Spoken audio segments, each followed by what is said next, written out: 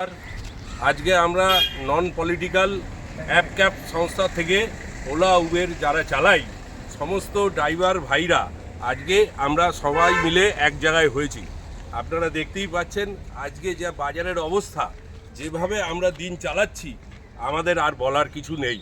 তাই আজকে non political ইস্যুতে আমরা সবাই মিলে এক জায়গায় হয়ে আমাদের কিছু দাবি দাবা এখানে বলতে এসেছি, যেগুলো পলিটিক্যাল পার্টি যারা আছে তারা আমাদের এই দাবি দাবাগুলো যাতে শোনে খুব তাড়াতাড়ি এবং তার সমস্যার সমাধান করতে পারে। নালে আমাদের আজকে পিঠ থেকে মাথা পুরোটাই দেওয়ালে ঠেকে গেছে, আর বাঁচার কোনো রাস্তা আমরা খুঁজে পাচ্ছি না।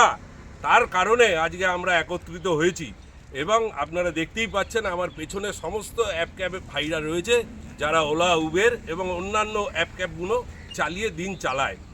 আমাদের দাবিগুলো হলো, প্রথম যে আমাদের ভাড়া, অ্যাপ ক্যাবের ভাড়া 25 টাকা প্লাস করতে হবে প্রত্যেক কিলোমিটারে, নালে আমরা এসি চালিয়ে তেল খরচ করে আমরা পোষাতে পারছি না।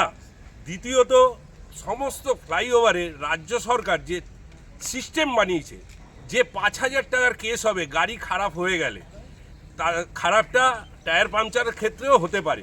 আজকে যদি কোনো ফ্লাইওভারে ওঠার পর আমরা জানি না যে কি করে গাড়ির টায়ার পাংচারটা হবে, কোনো মতেই বুঝতে পারি না। যদি টায়ার পাংচার হয়ে যায় সঙ্গে সঙ্গে পুলিশের গাড়ি এসে আমাদের 5,000 টাকার কেস করছে এবং গাড়িটা সরানোর ব্যবস্থা করছে টোচেনের মাধ্যমে, সেই টোচেন চার্জও আলাদা দিতে হবে। এই সিস্টেমটা আমরা কোনো মতেই মেনে নিতে পারছি না। তার সঙ্গে বলছে রাস্তায় যে কোনো জায়গায় গাড়ি খারাপ হলে 500 টাকার কেস দেওয়া হবে, সঙ্গে 50 টাকা করে ঘন্টায় পার্কিং চার্জ নেবে।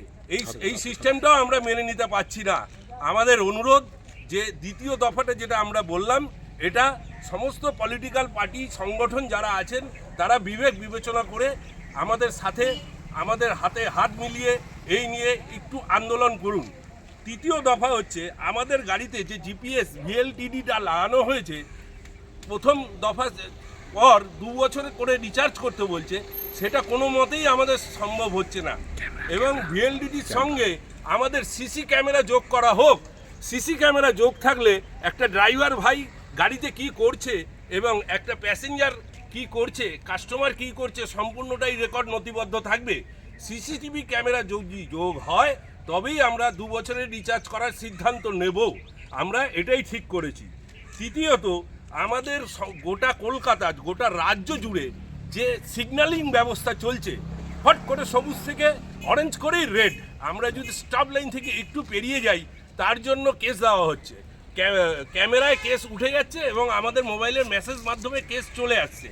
আমরা চাই যে গ্রিন সিগন্যাল যখন হবে প্রত্যেকটা টাইমার থাকবে, দূর থেকে যাতে আমরা দেখতে পাই যে গ্রিন সিগন্যালের টাইমারটা যখন কমে আসছে আমরা সেই বুঝে অ্যালার্ট হব, আমার পেছনের গাড়িও অ্যালার্ট হবে। সুতরাং তাতে অ্যাক্সিডেন্টেরও সমস্যার সমাধান হবে, অ্যাক্সিডেন্ট হবেই না। চতুর্থত, পুলিশের জুলুমবাজি আমাদের বন্ধ করতে হবে। আমরা রাস্তাঘাটে যেখানে দাঁড়াচ্ছি গাড়ি নিয়ে কাস্টমার তোলার জন্য, ফট করে বাইক নিয়ে সার্জেন্ট চলে আসছে এবং কোনো কিছুর অজান্তেই আমাদের ক্যামেরা দিয়ে ছবি তুলে নিয়ে চলে যাচ্ছে, সঙ্গে সঙ্গে আমাদের কেস চলে আসছে। এইটা বন্ধ করতে হবে। এবং প্রত্যেকটা হোয়াইট নাম্বার প্লেটের গাড়ি, যেরকম 4 চাকা বলুন 2 চাকা বলুন, হোয়াইট নাম্বার প্লেটের গাড়ি আমরা চলতে দেব না। হোয়াইট নাম্বার প্লেটের গাড়ি ক্যাব সংস্থার হয়ে ওলা উবেরে অ্যাটাচ করিয়ে, বিশেষ করে 2 চাকা বাইক এরা যে চালাচ্ছে, এরা আমাদের পেটের ভাত মেরে দিচ্ছে। আমরা কিছুতেই পেরে উঠছি না এদের সঙ্গে সমাধান করতে। আমরা চাইবো না এদের রাস্তাঘাটে ধরে কোনো রকম ঝামেলা করতে। এইটা আমরা চাইবো যেসব পলিটিক্যাল পার্টির সংগঠনরা আছেন তারা এর ব্যবস্থাটা নিন, যাতে হোয়াইট নাম্বার প্লেটের ভাইদেরও পেট আছে, তারাও খাবে, তারাও গাড়ি চালাবে, তারাও ভাড়া খাটবে, কিন্তু তারা কমার্শিয়াল নাম্বার করুক।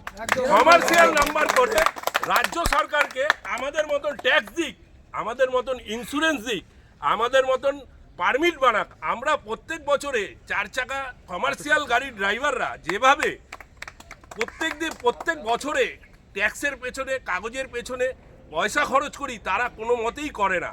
আমি চাইবো তারা গাড়ি চালাক, কিন্তু তারা কমার্শিয়াল নাম্বার প্লেট করে রাজ্য সরকারকে সমস্ত কিছু ট্যাক্স, ইন্স্যুরেন্স, সিএফ করিয়ে গাড়ি চালাক। আজকে যদি একটা হোয়াইট নাম্বার প্লেটের গাড়িতে বসে, বাইকে বসে ওলা উবের যারা চালাচ্ছে, একটা কাস্টমার যদি ওই বাইকে বসে অ্যাক্সিডেন্ট হয়ে মারা যায়, তার কিন্তু কোনো জীবনের দাম থাকে না, তারা কিছু পায় না। এইভাবেই আমাদের প্রত্যেকটা সমস্যার সমাধান চাই যাতে হোক, এই বলেই আমরা একটা সিদ্ধান্ত নিয়েছি যে এই ওপরের যে প্রত্যেকটা ইস্যু আমি বললাম, আমরা সবাই মিলে বললাম, এটা সবার বক্তব্য যে এই প্রত্যেকটা ইস্যু নিয়ে তাড়াতাড়ি আপনারা পলিটিক্যাল পার্টির যারা আছেন, সংগঠন যারা আছেন, তারা আমাদের এই সমস্যার সমাধান করুন। নাহলে প্লিজ স্যার, আরেকবার রিকোয়েস্ট করছি, এইভাবে চললে আমরা আর পারছি না, আমাদের সুসাইড করা ছাড়া আর কোনো উপায় থাকবে না। এই বলে আমি আমার বক্তব্য শেষ করলাম। জিন্দাবাদ।